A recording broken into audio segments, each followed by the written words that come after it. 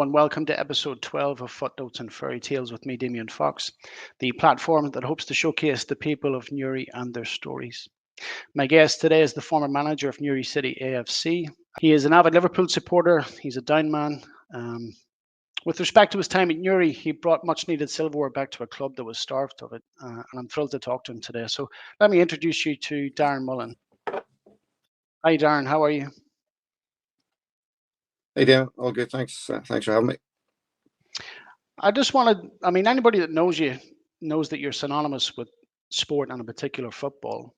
The conversation that I was originally going to have with you, I suppose I was going to touch upon, do you see yourself at any point not managing Newry City AFC? So obviously the landscape has changed since I first put that list of questions together. So it's going to be a very different conversation. But I want to understand, like early on, like what's some of your early sporting memories growing up as a kid?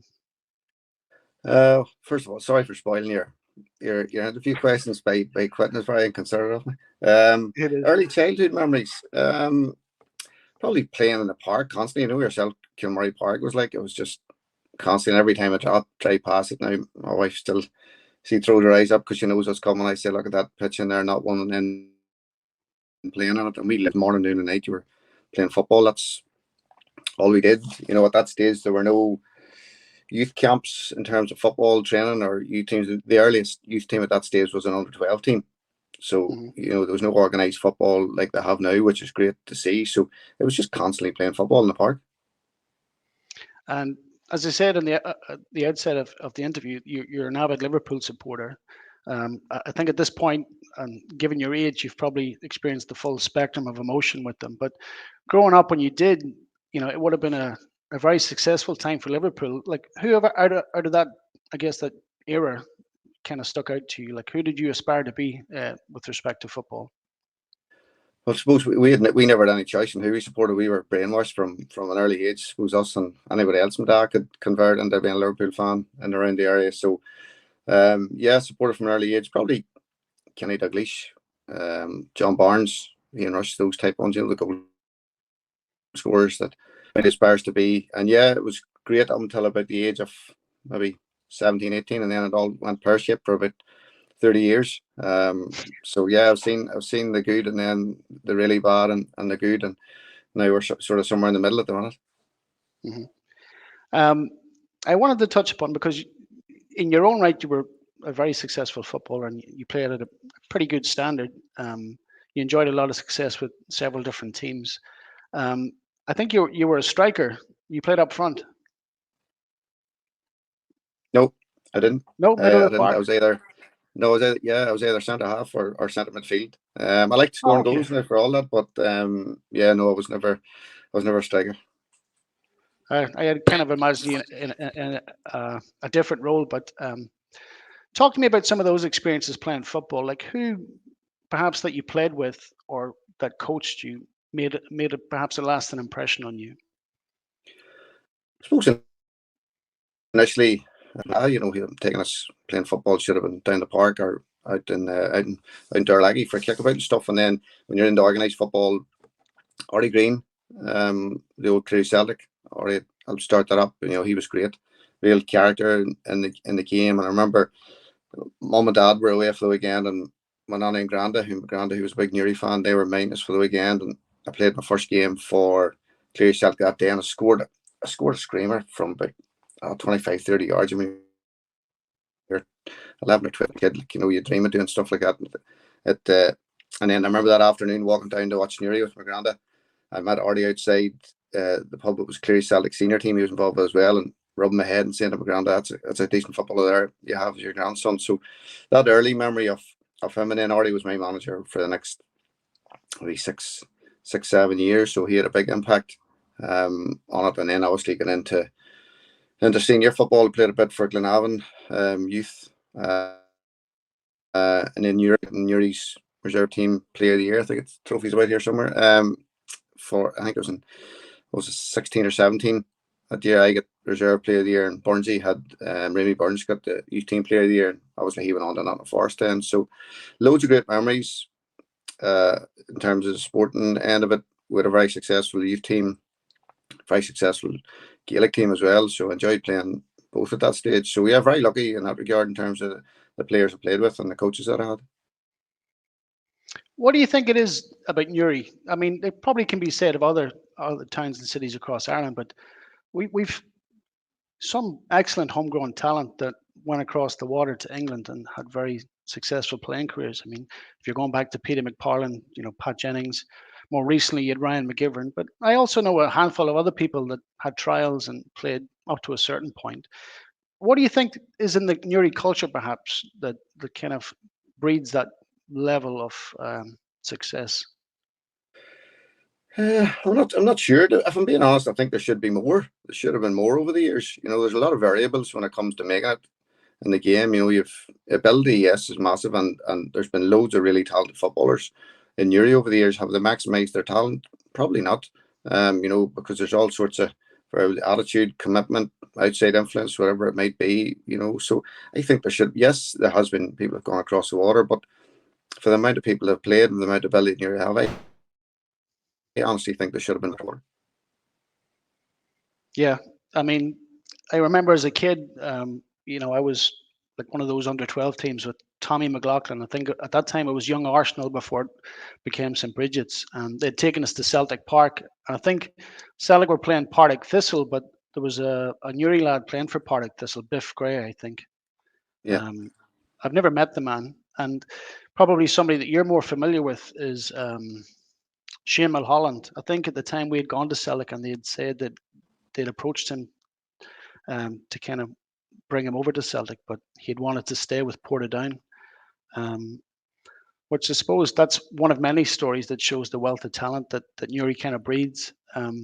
Yeah, I mean, even I think I actually played a bit for a while at Windmill. Terrific footballer. Yeah, and should have done better. I think he actually did a podcast a couple of years ago and spoke about his time growing up. Yeah, an awful waste of talent. Should have done a lot better. Shane and just chose the academic route at that stage, and again he'll maybe tell you he looks back and might regret it. But look, everybody's got their own path. I'm believing things will work out the way they're supposed to be. So, two really good lads that probably should have done more with their career. But as I said, it's not easy. I mean, there's a very, very small percentage of people that make it at that top level. Even in England, I worked for Everton for 5 years, and you see it when they're at their academies from 5 years of age right through to 16, 17, and then are cut loose, and it's all they know. It's a tough business to succeed in, and I've said earlier, there's an awful lot of variables in it as well. I'd read, and you kind of touched upon it. I'd read an article, and it looked at, I think Trent Alexander-Arnold plays for Liverpool. I think he's kind of forming a foundation or something to create support for those people that do get cut loose at a point, because perhaps there isn't enough there to help them to go into the real world essentially and find jobs and to adjust to a normal life, because that's, like you've said, that's all they've ever known. And I never really thought about it in those terms, but realistically, when you look at the Premier League, only 180 players effectively make it. But the article said that at that point, across all levels of football in the UK, there was perhaps 1.5 million people playing. But when you look at it percentage-wise, the number that make it to the Premier League, it's like 0.01.8 or something. It's like incredibly low. So it is a tough game. It is. It's something to again go back to my time at Everton. One of the things that they were very much focused on was making sure that they dealt with those players that were released in the right manner, because it is really, really tough. I mean, you're going from dreaming of playing for Everton or whoever in the Premiership, and then your dreams are cut away, and that's just the nature of it. But it's how you deal with it. Some go on to have careers at other clubs. For some it could be a blessing in disguise, just maybe a kick up the backside or whatever that they might have needed at the time. Others go on and have careers everywhere. You can be a successful footballer without having to play in the Premiership in England and have a successful career at other levels, or go into coaching. You see lads who got injured early and gone on and done really well at coaching.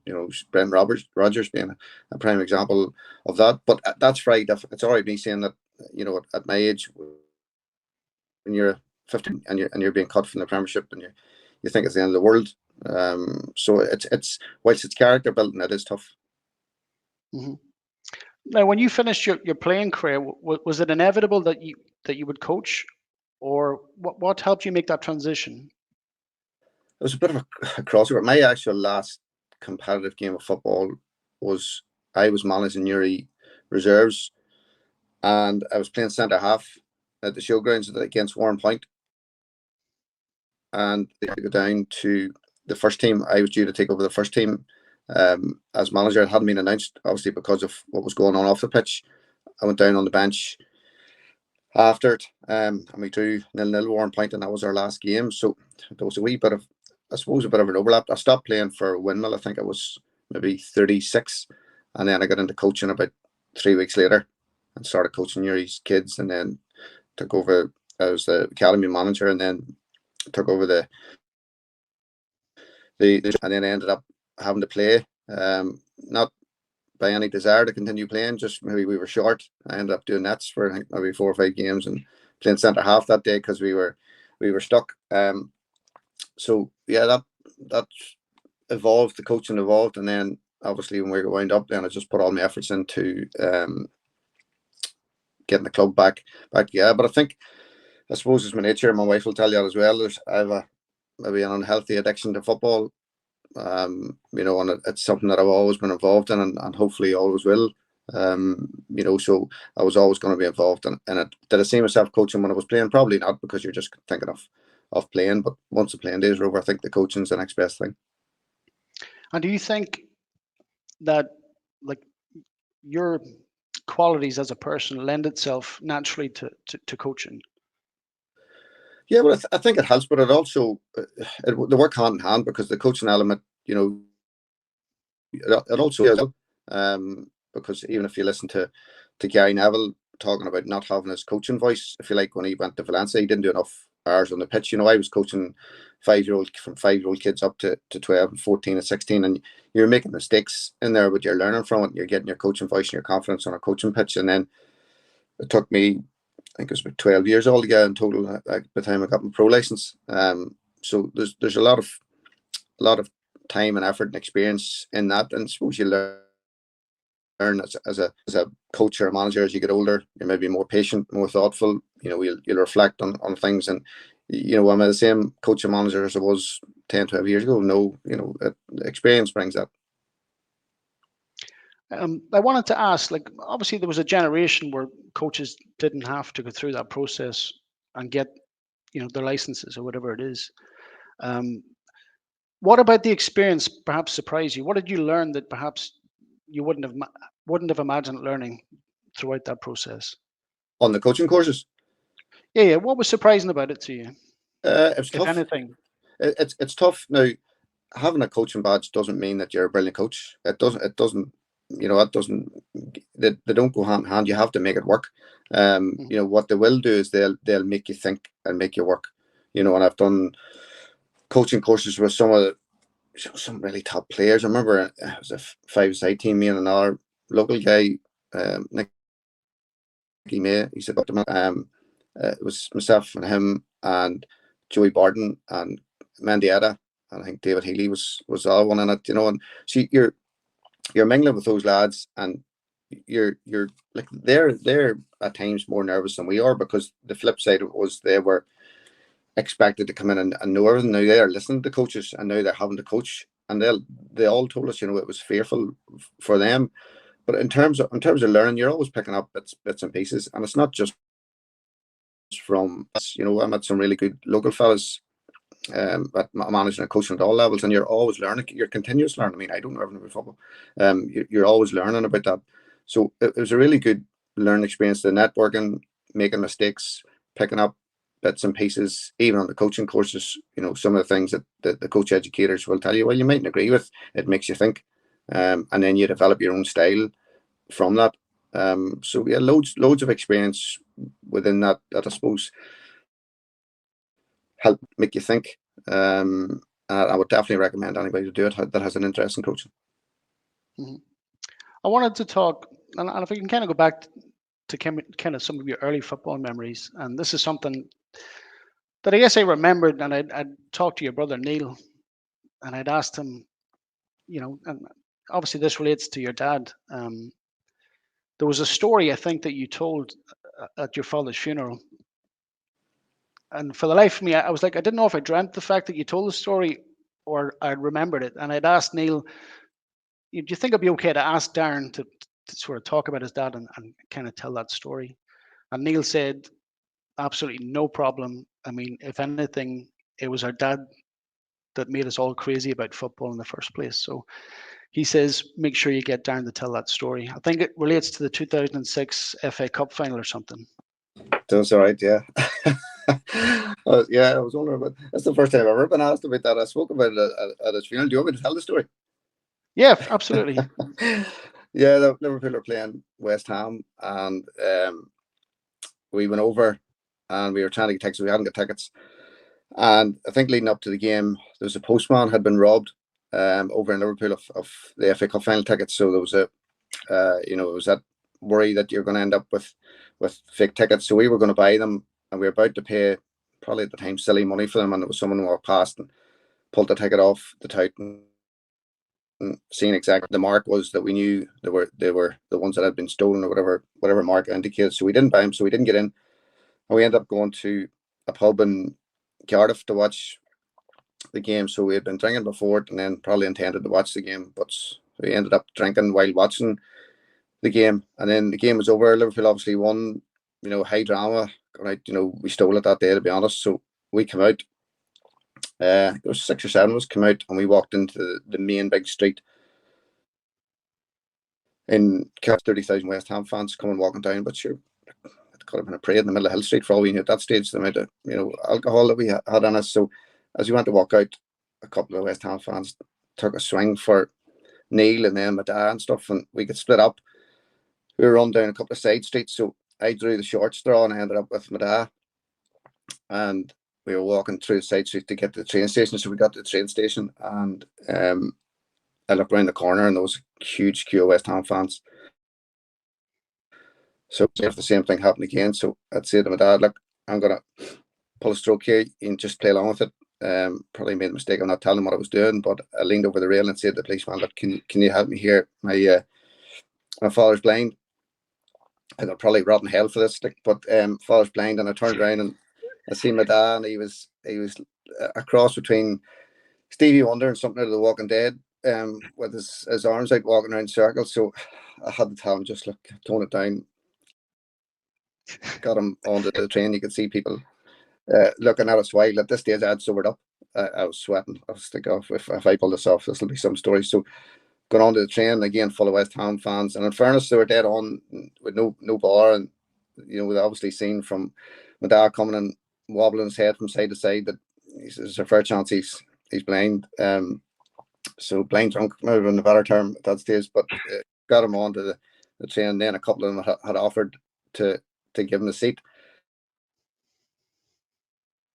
And so I just said, no, he's grand. He's dead on. He'll be all right. He'll be grand. And they were speaking to me and said, what happened, your dad? And he reacted himself, and he leaned in and he says, oh, I live in Warren Point. I'm from Warren Point, and I was walking the dog one day beside Warren Point golf course, and I got hit in the head with a golf ball. At this stage, I'm like, oh God, this isn't right. This is completely wrong. But I had to do something, or else we would end up in trouble. So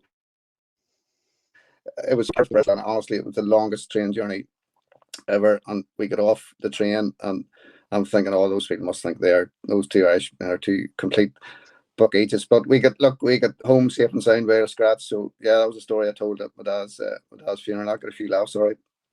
Yeah. No, it's brilliant. I recalled hearing it, and for the life of me, I couldn't remember the punchline, but Neil said for sure to ask you to retell it. But you can take this as your confessional. You're forgiven for your sins, and you needn't worry about it I'd anymore. say it'll take more than you to forgive me for that one, Damon. But yeah, look, to be honest, it summed up my dad as well. He was good crack. So that's fun, a story that you'll definitely be telling the family generations. Yeah, I guess part of, and perhaps the biggest reason why I wanted to talk to you, because obviously you were fundamental and central to Newry rebuilding after it effectively closed its gates. And the more I thought about it, I thought, that's a pretty monumental task. It's one thing to step into a first team coaching role and take that on, having not coached at that level before. But to take a club that essentially had gone into administration or bust and try to rebuild the club, I thought that's a remarkable thing to do. And I thought, what was it that Darren perhaps seen in himself that led him to think that I can do this? And I suppose that's what I want to try and understand.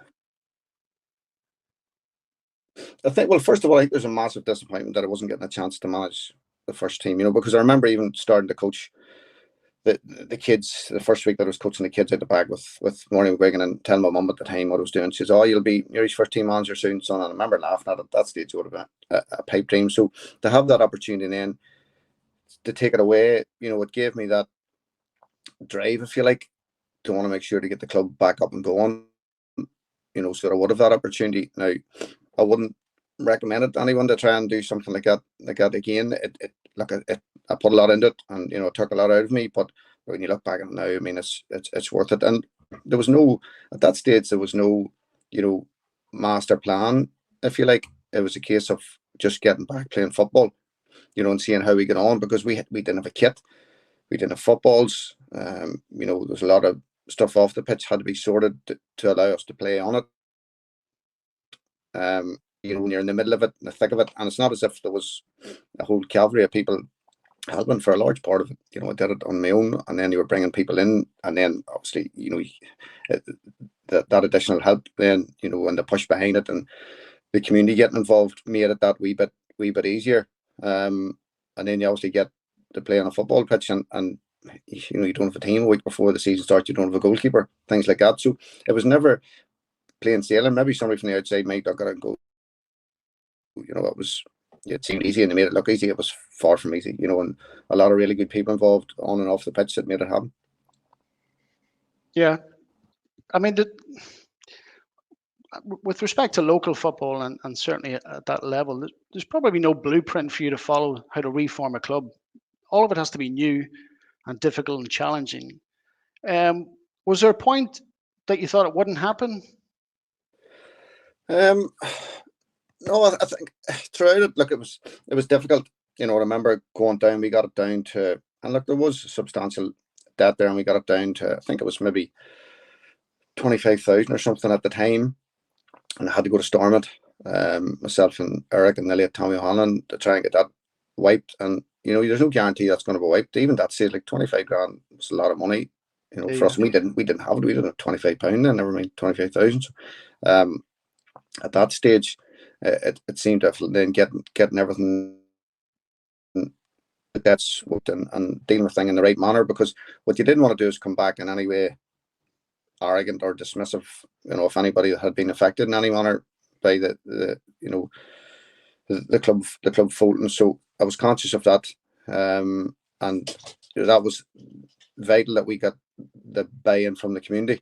So we had a couple of meetings down at the club, and in fairness, the first one might have been a wee bit sort of skeptical or whatever, but once we got the second one and made people aware that we were formed now as Newry City AFC, and you've seen that drive and the enthusiasm, that made a massive difference to it. Then and then obviously you start winning on a pitch, and it became then a bit of a steamroller, if you like. Now not everything was smooth. Obviously, we won the league in the first year, and then the second year there's a wee bit of a blip, but that was good in a way, because it allowed me to see what we needed and where we fell short, in terms of players, and probably me as a manager as well, what was needed to step up. So the whole thing was a learning experience, and I said it's not as if we had this master plan to tick off.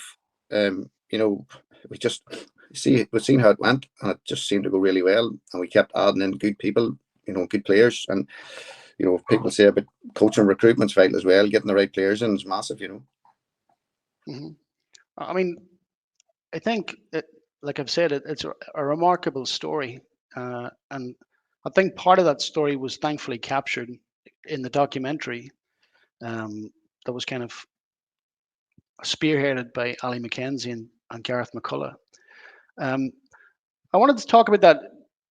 I mean, as a coach, you've obviously enough on your plate and a lot to deal with. But when you were approached regarding the documentary, was there any concerns about it being intrusive and perhaps having an impact on, the team, or were No, you quite quickly? because to be honest, it was never supposed to be a documentary. It was just Yeah, supposed to be like a short thing, an introduction to the season and bits and pieces. But Ali came in and straight away became very much part of the group, and got to stage we didn't realize he was there. So it was never into. Well, at the start it was a wee bit different. You're being mic'd up, stuff on the training pitch, and the guys being videoed. After a while, it became natural, and then that's where it developed then into a documentary. Ali realized, look, this could be something special here, and it's going well. So why not maybe extend it into something? And fair enough, there was no issue with that. And look, it ended up really good, because it's something that we can all look back on in terms of the success. When you see it itself, it probably shows you the highs and lows of what's involved. I suppose both on and off the pitch, and then obviously my father down in the middle of it, and the lads dedicating it to him. So it was great to have. I think my daughter, my youngest girl Grace, I think she's watched it about 40 times at this stage. So it's something that we'll always have, and it's a great memory for everybody who's involved in. yeah. I mean, when I spoke to, I guess, Ali and Gareth, it wasn't a foregone conclusion, having started out on this project, that they would ultimately capture what they hoped to capture. I mean, they said at one point during the season it looked like everything they'd recorded to date would be essentially thrown in the bin because the season wouldn't pan out the way they hoped. But thankfully, like you said, it did capture a wonderful season, and I think in turn it's become a gift to everyone involved in that season, that you have it, for posterity, that you're able to watch it, and it's captured a moment in time where a group of people done something wonderful together. Yeah, apart from Aaron Neal missing the penalty in the semi final of the cup, I think the keeper could have dived the other way and got back and went and still got it. And to be honest, that I know we laugh about, but that was a low point, because that was, as I said at the time, that was something that on my father's deathbed I said, look, we'll win the cup for you, whatever, and we didn't. So Neil ruined that whole emotional part of the film. But yeah, look, it's good to have. There's a lot of memories in it, and not everybody gets to have a documentary about the memories that they've had in that regard. So that's something I'll always treasure. Yeah, I mean, obviously there's a lot of emotion, and it captures a lot of emotion, and you're dealing with something incredibly difficult. Um, During all of that, was there any point along the way that you felt, I need to step away from this because, in your personal life, when your father's ill, you know, did you feel the need that I need to deal with that? And it's incredibly difficult to hold down, obviously, your own job and then to manage a football club. Or had Look, you also? I know there's no it is there's no point saying different. It is very difficult, and it was difficult in the middle of it. But at the same time, the football can be a good escape for it, and take your mind off things, because Daddy hadn't been well leading up to it. So when you're on the pitch and thinking of football, you're having that wee bit of escapism from whatever else is going on around. So whilst it is difficult, it helped in a way, because you had that sort of welcome distraction, if you like. But look, any manager will tell you it is a really, really difficult job. Until you're in the middle of it, you'll not know how difficult it is. And even funny, talking to Gary Boyle after the Loughgall game, he said to me, "Look," he says, "you're right." He says, "It's 3-0 down. It is the loneliest place in the world up on the sideline." But it is something that has been a brilliant experience for me. I'm not one for looking back and reminiscing or anything like that, but it's been terrific. And I would definitely recommend it. Maybe not for your health, but for the experience and everything you gain with it. So it's been a terrific journey for the past 10 years. So much of that involved your brother Neil, who played for Newry for a time. And you got to experience those, I guess, highs and lows together. What's that experience like, coaching your younger brother? I would say over the years he probably got more abuse than any other player in under my tenure, and that's because it certainly wasn't a case of favouritism. He'll tell you himself he would have got dogs. Look, Neil's a great lad. He's a really good kid, and he's a good footballer. When he came back from Australia and fitted in really well, was good in the change rooms, good on the pitch. When he had his, as he calls it, you have the Gerard final, you have the Mullen day. We were getting beat 1-0, I think, with maybe 3 or 4 minutes to go, and Neil came on and he scored one and set up the winner. For one of, I think it might have been the year after when we were going for promotion to the Premiership. So yeah, he played his part. He was very good. I say he took a lot of abuse off me, more than he probably should have done, but that's just the nature of being the manager's younger brother. Yeah, but again, the upside is that you got to experience those highs together, and not everyone has that opportunity. No, there's a wonderful picture that was in the Democrat at the time. It was one of the full page supplements from where myself and Neil hugging each other on the pitch after the Carrick game down there. So it was, that was a good one. That's one that photograph that I have. So yeah, loads of great memories. Not everybody gets to do that. Even at the start, when I think there's a photograph of us all on the pitch with Shane and his kids and daddy and that after we won our first league title. So it's been great, not only for me but for my whole family. I mean, I'm a casual Newry City fan. I played briefly for the under-21s under Gary Quinn. I think I retold in a previous interview that I was called up to the reserves for one game. I never featured, but they needed a linesman, so I was the linesman for the day. Yeah, and they never trusted me enough to call an offside, so I was told only to focus on throw-ins. So that was my experience. If I talk, I mean, you've said in the documentary that you'd wanted to win that cup for your dad, but I think it's fair enough to say, like, even just wanting to do that for your dad probably would have sufficed enough for him. The fact that you thought about him in that way, I think your dad would have been more than comfortable just knowing that you wanted to do it for him. The sentiment would have mattered more to him, I would imagine, than anything else. Well, look, he's seen plenty, before he did go, in terms of our success, and have some great photographs with myself and him and Mum and the rest of the family, with some of the trophies. So yeah, thankfully he got to see me, even just see me managing Newry, which is a big thing for him, because Daddy managed teams in Newry and Melbourne and Windmill and Rockview Rangers. He was football mad, so he had been a manager for a long time. So he had a big part in my career, and he thankfully got to see me managing Newry. I think as a local lad myself, I think it's wonderful to see somebody from Newry coach. I mean, you can imagine somebody else being brought in to coach, but to see someone from the town, I think it was necessary. And it helped, I would imagine, in a lot of ways, if you're looking to get community buy-in, to have somebody local coach the team. So thankfully, I don't know if the story would have turned out the same if it hadn't have been you. Do you think that? Yeah, I have to agree, and I honestly don't say this in any arrogant manner, but I don't think anyone else could have done it in that manner. The reason being because I had been managing the 20s. I played local, so I knew the talent that was there. I knew the players that were there to get them in. Someone else coming in who maybe doesn't know the local players, or the young lads, whoever isn't going to do that in that manner. I think people at the time thought, right, Newry coming in with a big budget. I mean, we had no budget, honestly, no budget for a long time. So you're relying on lads who came in and did pay £5 subs for a long time.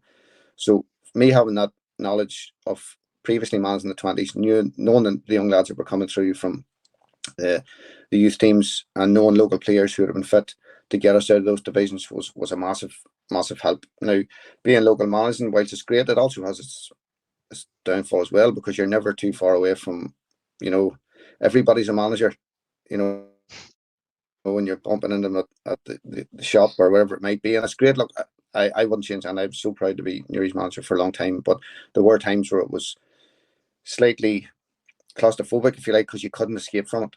You know, there are times I was just glad to come home and close the door behind me and maybe not talk to anybody or anything. It's not as if I was jumping around the streets when we won, waiting to speak to people and then hiding when we didn't. Just sometimes it's very, very difficult. And even that night we were beaten when Neil missed the penalty. That night, that was tough. You know, I come home and that's where you need a good family behind you, to make sure that you're okay to go and do what you need to do in the football pitch. And thankfully I've had that over the years. You know, between Diana and my 4 girls, they've been brilliant for me and allowed me to do that, because it does take up a serious amount of time and effort. Looking back on it now, I mean, 10 years, it's a long period of time. Could you have imagined yourself when you started that journey that 10 years on, you would have still have been coaching effectively the Newry team? No, probably no. But again, I didn't know what was ahead. I didn't let myself get too far ahead.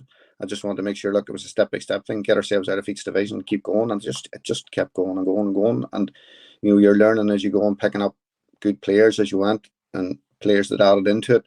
I mean, it was a terrific journey to have 4 promotions in 5 years, get back to the Premiership. Nobody could see that, you know, and that's something I'm immensely proud of. But to answer your question, did I see myself manager for 10 years? No.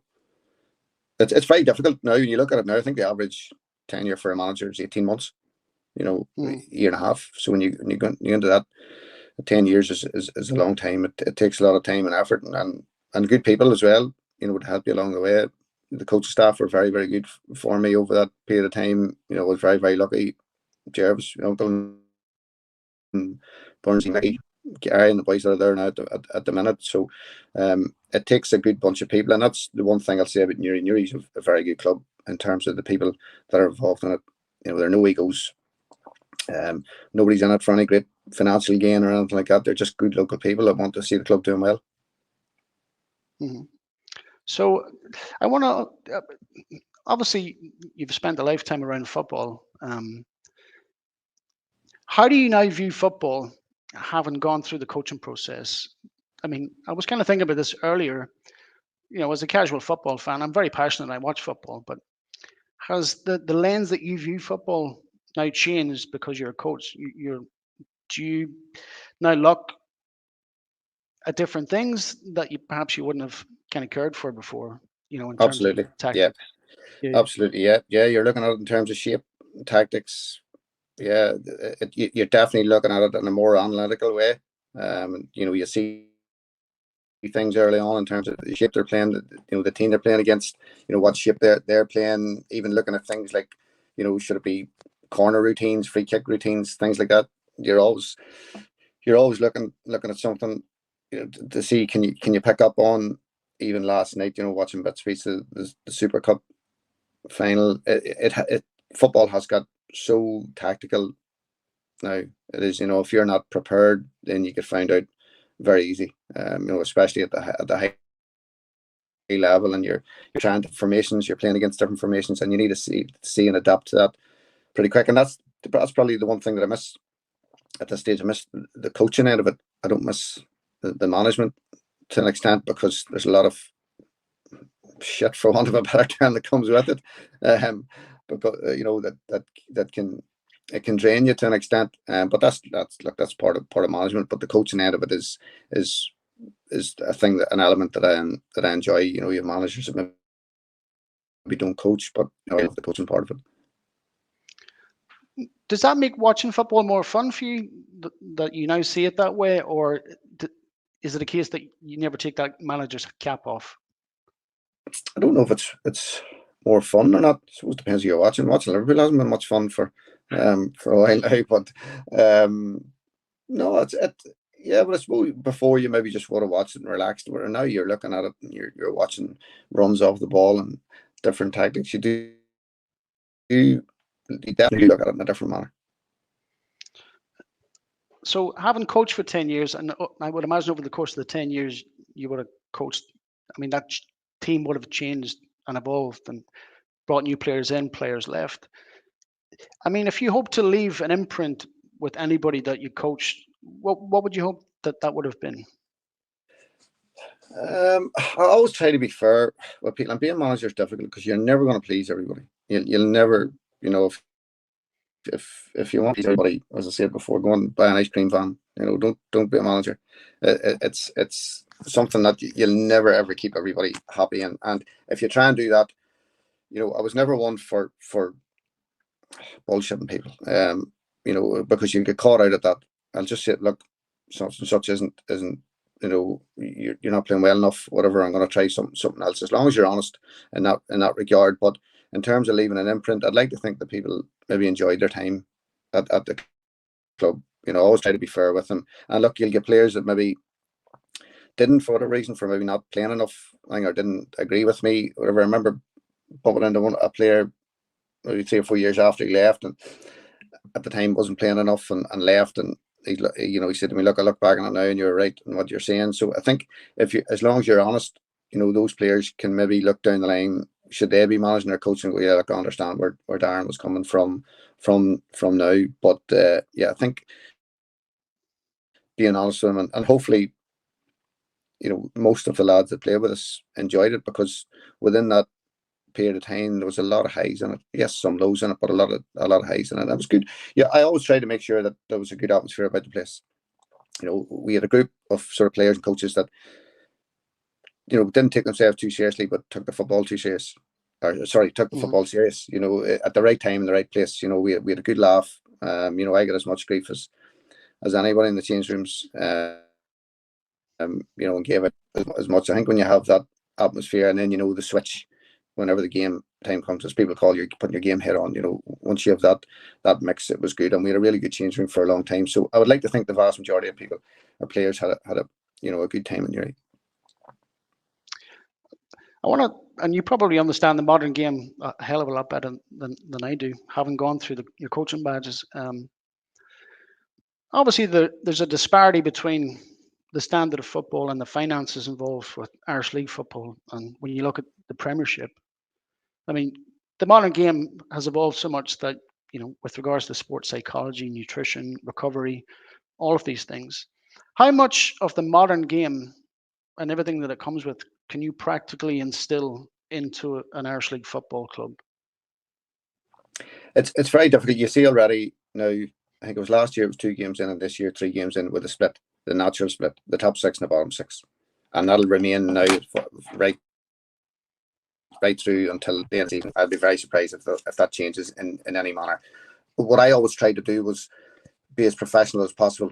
Now, should that have been maybe speaking to a nutritionist or a sports scientist, or bringing in psychologists, or trying something different, but you're doing that on a sporadic basis, whereas other teams are having that, at with their back and call, it's easy to do that. And the difference there, even when we were playing last year, you could have been playing Larne or Glentoran, some of the full-time teams, and those lads are in that morning practice set pieces and going for lunch or whatever, and our lads are maybe working on a building site and coming off it. And that's not to disrespect Larne or Glentoran anyway.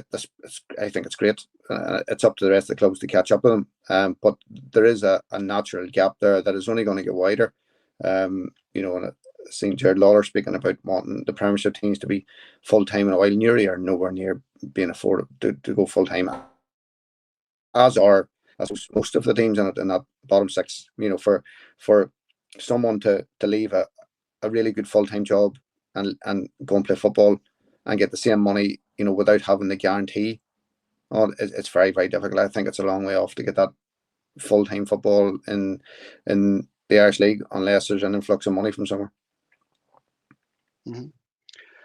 I mean, if we look at the tactics, if you look at Guardiola as an innovator of the modern game, and you might argue, but he seems to stand out alone in so much as that he's evolved the game, perhaps more so than any other coach. When you look at modern tactics, how can you help implement them into like the Newry City, to help those players at that level to try and play in a more modern, progressive way? I mean, is that a realistic thing to try and do? It's difficult because you're trying to work with the players that you have. and you'll have your own coaching philosophy. You know, we like to play out from the back and like to play through the thirds and stuff. Sometimes that works. Sometimes there's a time and a place for it. You know, and you have to realise that you can't overplay. And even if you look at Lauren over the previous seasons, they were trying to play too much, and we're getting caught out. Now it's not as if they're hoofing it, but they're going. They're adapting, if you like, and they end up winning the league for it. And they got that physicality that helped them as well. But in terms of changing a lot to suit more tactics. I mean, what you have, you look at Guardiola, his centre back's coming into midfield now as an extra midfielder. Now his goalkeeper's coming out and playing higher up the pitch. You start doing that in the Irish League. It's very difficult to do that. You don't have, first of all, you don't have the players to do it. Guardiola's working with the best players in the world and can try things that no other coach can do. And it's adapting to your surroundings without losing your coaching philosophy. If you like, you can try different things and try different formations, but as a manager, you don't get the time and space to allow you to do that, to make mistakes. You don't get 10 or 12 games in trying this wonderful new shape and getting beat, but having some nice paths to play in it looks good. It's a results business. So you're trying to balance both, and Guardiola is very, very lucky. He's a fantastic coach. He's innovative, but he does have the finances to bring the best players in the world. And he has a goalkeeper that's fit to come out and play from that. He's centre backs that are fit to step into midfield, that type of thing, and he can work with them every day. So can you do that in the Irish League? Very, very difficult. You can. It doesn't mean you lose your coaching philosophy or anything like that, but you have to be smart enough to adapt to what you have, and not try and overplay in the wrong areas. Mm-hmm. So, as I said at the beginning, the conversation that I would have had with you originally when I first put my question together was, could you have seen a time where you won't coach Newry City anymore? What was ultimately the decision to step away? Probably at the start of the season, to be honest. It can take a lot out of you. It was starting to take a lot out of me. I still had plenty of enthusiasm to go back. If I didn't get promoted from the championship 2 years ago, then I would have quit then.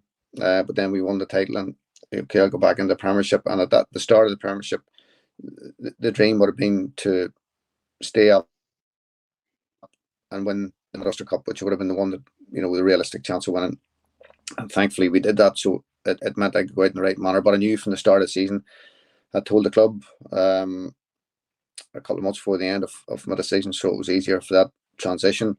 But it got to the stage where I was tired, to be honest, mentally and physically tired. I changed jobs. You're dealing with things outside of football. It's difficult to do it, getting the time to pile everything in. And what I didn't want to do was get to a stage where I was going through the motions and people could see that. So I wanted to head that off and go out in the right manner. And as I said at the time, not everybody gets to do that. If you're going out, I was going no matter what. So if you'd have been relegated, it would have been a sour note for me to leave on. So to go keeping the club in the Premiership and winning the Ulster Cup, I think it was the right end for me.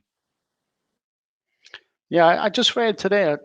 I was looking up. I couldn't put the name on the cup that you won in your last season, but I think, if I'm right in saying, it was the first time the club had won that cup in 10 years, 11 years.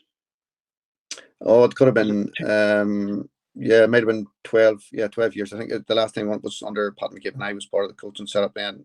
We beat Glenavon down at Moorview 1-0. Darren Freeman scored. So yeah, that was the last time we'd won it, and we had been beaten the final before and semi-final stuff. So it was one that I'd wanted to win. And said, yeah, thankfully we beat Dungannon down there 2-0. I mean, we all look at success in very different ways. I mean, obviously trophies are a clear measure of success if you win something. But when you have financial disparity between clubs expectations can be very different, as to what they can expect and what a successful season would look like. I mean, is it realistic to say that Newry staying up most seasons is a success in itself, given the resources they have, or should Newry expect more? You should. I wouldn't say expect more. You should aspire. to be higher. Aspire. And that's what Gary and the lads are doing. It's the right thing to do. You know, aim high, but realistically, if Newry stay in the league this year, that's a brilliant season for them. Now that you've stepped away from your coaching role as Yeah. Newry AFC, first and foremost, how do you find when you watch the team play? What's that experience like for you, having been coach for so long? And what's next for you? Do you still have aspirations to manage again? Well, for the first person, I suppose it's a whole lot easier watching and managing, because I would have put a serious amount of pressure on myself along the line, you know, to succeed, taking a lot on my shoulders, as most managers do. So it's a whole lot easier. You know, I was down watching a couple of games. You can go in for a pint at half time. You certainly weren't doing that. There's a couple of games I wished I had went in for a pint at half time, but no, it's a whole lot easier, and I can see what guys going through. As I said, unless you've been there, you know, you don't know how difficult that is. So yeah, it's easier in terms of the future. Yeah, look, I'll definitely be doing something. I needed a wee break just to recharge the batteries. Had a couple of holidays there, so I'm getting itchy feet. I'm down. We were watching my daughter playing for Savile Gaelic, and you know, I was talking away to my wife about tactics and who should be running here and running there, and she looked at me and said, "Look, you're missing the coaching, aren't you?" So yeah, just a wee bit. So yeah, I don't at this stage. I don't miss the management end of it, but I miss the coaching. So I'll definitely get back and the coaching. It's something that I think I'll always be doing in some capacity. And look, it doesn't matter to me who or where. I don't have any ego about where a coach or manager. I just enjoy coaching. You know, should it be kids or adults or whatever it might be. So I'd say over the next month or two, I'll be doing something in some way. And let's say hypothetically you were approached by another Premier League team in the Irish Premier League. Is that something that you would consider? Yeah, of course you would. Yeah, I mean, at a stage where I'd be open to having a discussion with. I've had a couple of offers, and you know, even over this past couple of months, I have quit, and just for whatever reason they weren't for me, because I didn't. It was never a case that I was going to come out and jump back into something. You know, the reason I left Newry was just I needed a break. So you know, I've had a decent break. I didn't have the whole pre-season to worry about or signing players or getting ready for a new season. So recharging the batteries. So yeah, look, it's something that I'd definitely be interested in. You know, there are very few jobs at this level of football, and you know, I'm not sitting waiting on someone to get the road, because I'd never want that to happen to myself. So I'll see what happens. As I said, the coaching interests me more than management at this stage, because it's something I enjoy doing, and it's, you know, there'll be less pressure coaching than there is management. So just see what happens. You know, I've done my pro license.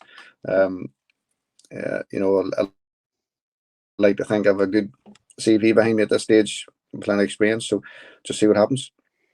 Yeah, I mean, as I said, part of my motivation to talk to you in particular is because it's no small thing that you kind of spearheaded in rebuilding a club from essentially closing its gates, what looked like at that point to be for good.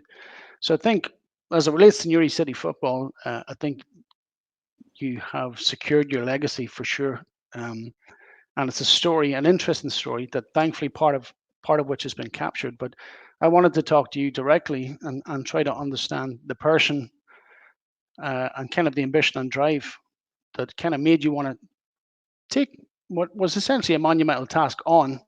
So, Darren, you talked about the fact that you worked for Everton effectively for I think 5 years. You'd said as a scout.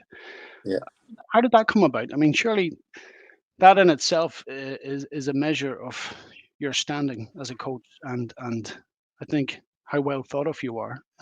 Talk to me about that relationship and how it came about. I was doing my A license at the time. I sent emails off to Liverpool and Everton asking could I go and watch their coaching sessions just as part of it. I got a polite thanks, but no thanks from Liverpool. I'm not even sure if I did get a response, to be honest. But Everton came back a guy, Paul Hamilton. He was one of the main scouts, and he came back to me and asked to meet me. He was working via Dublin. He was the main scout for Ireland, and contacted me, went and met him, and said, "Look, there's nobody in this area that I fancy working from," and it just developed from there. And then Paul moved on, and I became the head scout for Northern Ireland for Everton. It just got to the stage where I couldn't do everything. I was going watching games on a Saturday morning, then come back and preparing for all the games, so it was just too much. But it was a great experience. I got to go over to Everton maybe 7 or 8 times, and got to watch training, met some of the coaches. Real good experience, real good club. Got to see how they function. So yeah, it was a good experience to have, and nice to have on your CV. There was no point along the way that perhaps you were tempted to switch allegiance? No, definitely not. No, and I actually told him at the start. I said, "Look, I'm a Liverpool fan here," and the guy who was running the academy at the time, he actually was a Liverpool fan. No, it was good that way. Look, Liverpool. I asked Liverpool could I go and watch, and I said I don't even know if they did get back to me or not. Everton were very good. They're a very good club, very well run. The facilities and everything were great, and I met some great people over there, and it was a good experience. The scouting in itself is difficult enough because, as I said earlier, it's very difficult to make it. But you're trying to get the right players at the right level. It's probably easier if you're scouting for a lower league team because they have more chance of getting it. But once you're into that elite level, it's very, very difficult. We had lads over and took them over on trials and did okay. But doing okay and being good enough to play for a Premiership club, there's a massive difference. Young Barney McKeown, one of the lads, was over at Everton when I was there. That's playing centre back for Newry now. So I met Barney when I went over there. He went over and enjoyed his time, but again, ultimately, just didn't make it. But was back enjoying his football locally. How did you find the experience being a scout? I would imagine you have to have a certain confidence in yourself and what you see in order to then relay that to a club of, say, Everton standing. So, I mean, were you apprehensive at all, or did you have full confidence and trust in what you were seeing and relaying to them? You had that confidence in yourself. Yeah, I think when you get to that stage, when you're watching football, and look, as I said, I don't know everything about football, but I think I know enough to spot a decent player or someone with a bit of ability, and they might see parts of the game that have done really well. So, especially with young lads, they don't play well every game all the time. If you see flashes of it or bits and pieces of it, you make a note of them, send a report. The thing about it is that Everton didn't want all their clubs picking up players that I hadn't noted in some regard. Even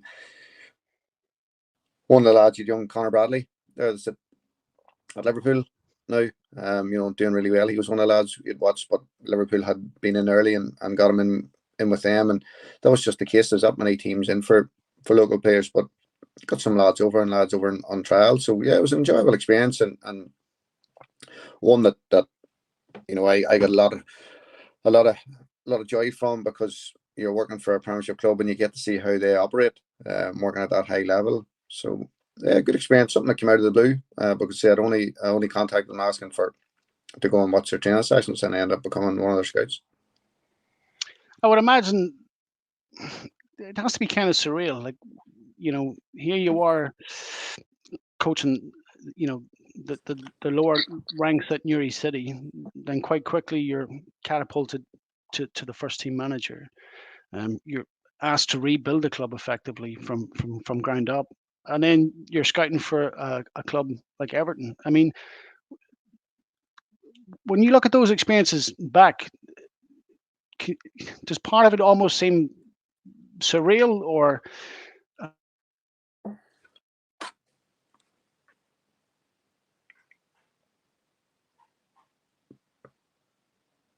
me okay? Yeah, sorry, I lost you there. No, I'm honestly not one for overly looking back on things like that. Even I thought maybe more so when I quit playing, that I would. No, it's just something that I suppose just taking it in your stride or whatever Mm. at the time. There's been a lot there in the last 10 years that I've done. As my wife keeps telling me, I'm some man for one man. Now she does that in a joking manner. There's not any praise in there, which Yeah. is just saying that. Like even when I stopped playing, and then we were wound up the year. Like I went and played for an All Ireland over 40s, and I remember scoring for them against the Republic of Ireland in Dublin and things like that. Football has brought me so many really good memories and experiences, in it. When, but I'd like to think, and again, without sounding as I'm praising myself, I've worked really, really hard, to get to that level in terms of, being able to coach Newry, you know, work for Everton, and then move from scout to head scout and things like that. You get nothing in life easy. Should it Hmm. be sport or otherwise, if you don't work hard. And I've worked really, really hard for the past 10, 12 years. Should have been in Newry. I was there for 14 years. I worked hard to get to academy manager. I worked hard when I was involved in the 20s, and people could see that. And when you work hard, then it gives you a chance in whatever you're doing. Ultimately, there are other, I suppose, talents and attributes you need within that. But if you're willing to work hard, I certainly don't have any ego about myself. That wouldn't be long knocked out of me in my house. By my four daughters, whatever. So I've just worked really, really hard. And got to a stage now. I suppose when you look back on it and having managed your hometown team and managing the Premiership, there's a lot to be proud of in there. But Hmm. I was never one for sitting praise myself or patting myself in the back. All I'm looking for is forward now and to probably the next challenge. I mean, you said yourself quite early on that your wife would see that perhaps you've an unhealthy obsession with football. Um, but how important is football? I mean, when you look at now, when mental health issues are very much at the forefront and prevalent, how important is it to have something in your community like Newry City that people can feel a sense of belonging to? That given, if I suppose, if we were to look hypothetically and say that Newry City folded and that club wasn't there anymore, that's going to have an impact in terms of what people can invest their time and energy and love and passion into. Yeah, I think. I mean, you have the famous quote from Bill Shankly that football's more important, life or death. It's not. It's the most important of the least important things. Hmm. That's how I would put it. It has a huge impact on so many people. When we were wound up, that had an effect on a lot of people at Newry who were at a loss at the weekend what to do. And it did. I'm sure it did impact on them. So it can have a huge impact positively on. Yes, mental health is massive now, and sport is a great way of alleviating any pressure or it has had and will always continue to have, as the same with other clubs, a massive impact on people's lives. It gives you a massive high at times and can also take it to a low, but you'd be lost without it.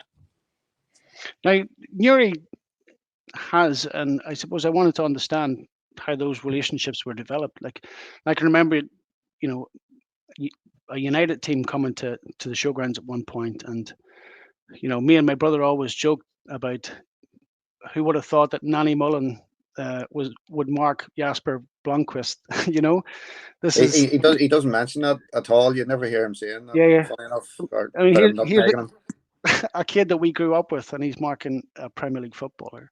And then more recently, I mean, we've seen Liverpool legends come, which I would imagine would have been an extraordinary experience for you to play alongside and with idols of yours. And then more recently, we've had United legends. I mean, how are those relationships developed in order to bring those big clubs to Newry? Well, they obviously have.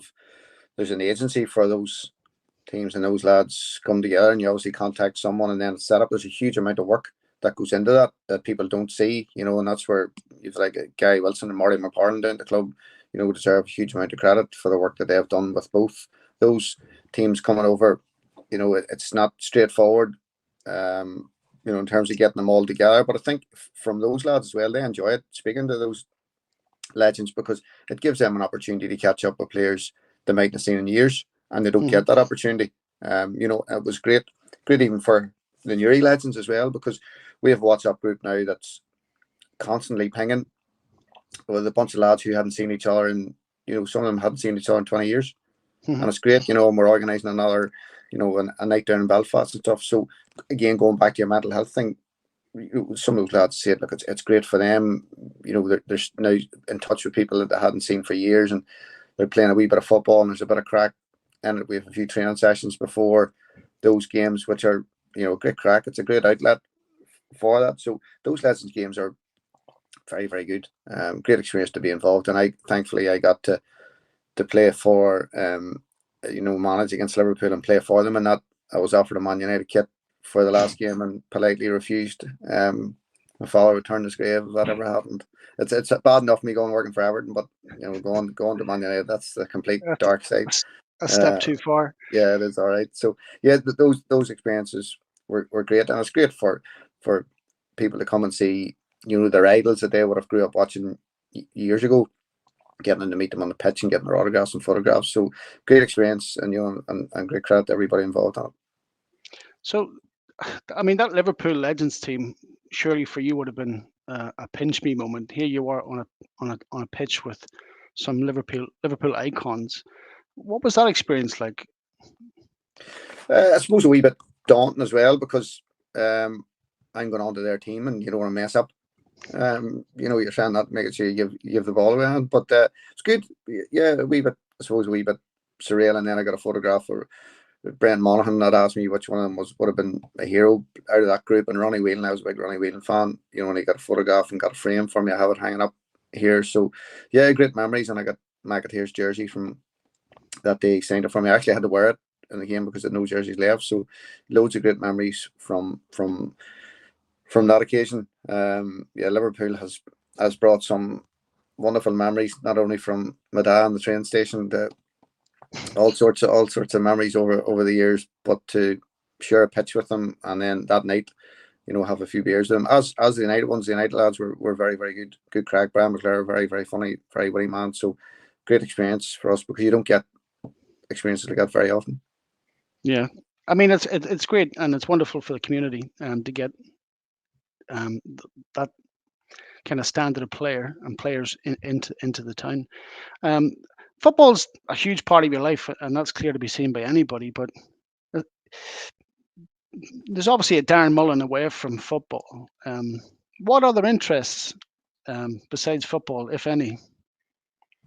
Oh, my daughters, watching my daughters, they're big into both of their Gaelic football and the camogie. I ended up managing the camogie team.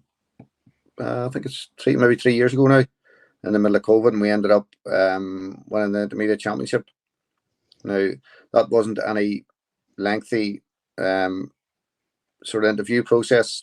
Nobody else wanted it. So like the camogie committee filled me full of Carlsberg one night at the awards, and I woke up the next morning and I was the camogie manager. But it was brilliant, because I ended up managing the team they were beating the 2 previous championship finals. But I ended up managing them in the intermediate final. My daughters were playing, and involved. The whole family was involved.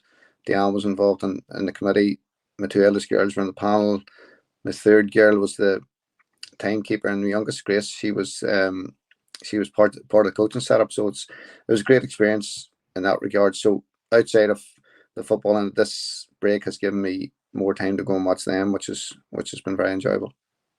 I think there's a Carlsberg poster to be made somewhere here. Carlsberg don't make camogie managers, but if they did, there would be. I'm not sure about that. One other thing, as it relates to football, I mean, and it's probably not something that you would ask yourself as it relates to your legacy and what you've done, but what would you hope your legacy is? Oh, I don't really know. It's supposed to be, I mean, people talk about legacy and leaving something behind, and even just while we were on that break there, I was reading an article about Kieran Sands. Kieran was involved in Ballyholland in this 25-year memorial tournament this weekend. It says, a man never dies if his name is spoken. And I'd like to think maybe 50, whatever, 100 years in the time, people are looking back on the history of Newry or whatever, and your name is mentioned in some manner because of what you've done at that stage. It might still be, I think, at the minute I'm the longest serving Newry manager. That might be the case in down the time. Hopefully Gary goes on to beat that and be really successful, but I suppose at some point in time I'd like to think I've left a decent enough legacy, considering the nature of where the club was at and where we're at now. Yeah, I mean, that's all you could ask for, really, to leave something better than you found it. And I think in your case, that's unquestionable, that you took a club that was all but finished and helped rebuild it and leave it in a better state than it was in. I have huge admiration for you, and I'm not afraid to tell you that. Like I said, when I first imagined doing a podcast, I never thought I'd see it through to fruition. I didn't. It was just I couldn't sleep one night, and I thought, of all people, who would I like to first and foremost talk to? Your name come up, because it is a truly remarkable story. I know that Gareth McCullough talked about writing a book that would, I guess, follow the journey of Newry back to top flight football. But I would hope that he would do it, and that you would play no small part in that book. I think it would be an enjoyable read. But that being said, I really appreciate you taking the time to talk to me. I've always had a keen interest, and I mentioned Guardiola. I would be just as much intrigued to understand Guardiola's mind as I would Messi, for that matter. So, with that being said, that's kind of why I want to understand your mentality as a coach, and kind of how you think. So, but if you're putting me in the same paragraph as Guardiola, I'll take that all day long. But if you're lying in bed at night thinking of me, Damien, you definitely need help. no, it's. I guess I never thought about it in those terms. So yeah, that's pretty. I'm Marty McGuigan for that one. I know Marty has been on before me. That's a dangerous man to be thinking of at night. But you put me in an illustrious company in terms of your podcast with Marty and Gareth. So thank you very much for that. No, it's been a pleasure, Darren. I really appreciate you taking the time to talk to me. No problem at all. Yeah, and best of luck with. Thanks, Darren. All right. Cheers, Damien.